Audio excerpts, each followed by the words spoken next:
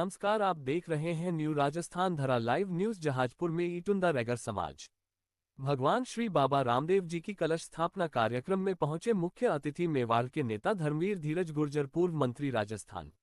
बाबा रामदेव व जय भीम के नारों से गूंजा कार्यक्रम स्थल। हजारों की संख्या में उपस्थित माता बहनें, पंच पटेल व युवाओं ने निकाली बाबा रामदेव जी की शोभा यात्रा। धीरज गुर्जर का किया ऐतिहासिक स्वागत। जहाजपुर ईटुंदा में आयोजित कार्यक्रम के लिए धर्मवीर धीरज गुर्जर ने सभी आयोजकों, समाजजनों व ग्रामवासियों को दिया धन्यवाद।